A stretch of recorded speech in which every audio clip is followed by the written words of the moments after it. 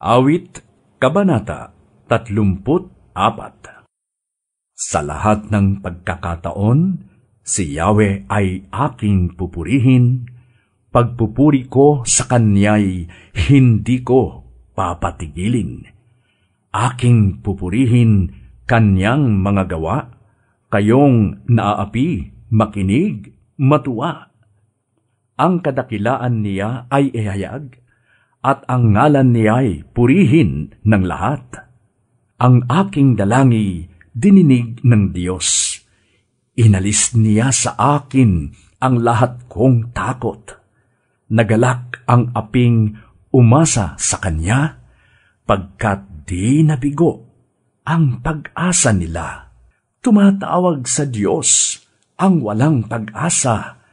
Sila'y iniligtas sa hirap at dusa. Anghel ang siyang bantay sa may takot sa Diyos.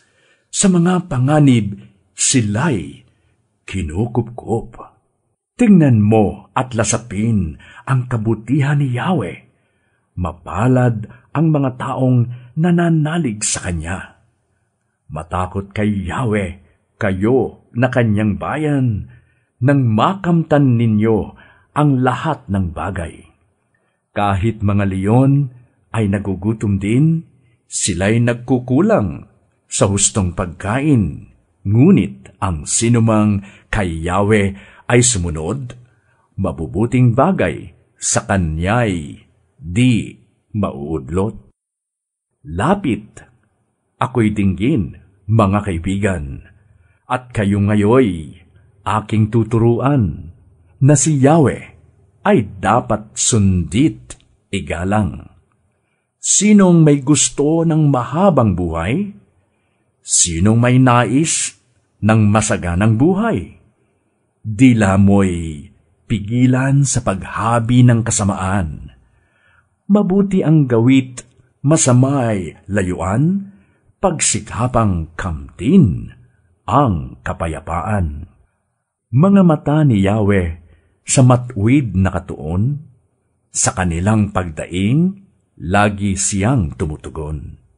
Sa mga masasama, siya'y tumatalikod, at sa ala-ala sila'y mawawala. Agad dinirinig daing ng matuwid, inililigtas sila sa mga panganib. Tinutulungan niya mga nagdurusa at di binibigo ang walang pag-asa. Ang taong matuwid, may suliranin man, sa tulong ni Yahweh, agad maiibsan.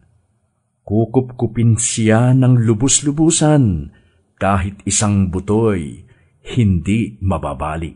Ngunit ang masama ay kasamaan din sa taglay na buhay, ang siyang kikitil. Mga lingkod niya'y Kanyang ililigtas. Sa nagpapasakop, siya ang mag-iingat.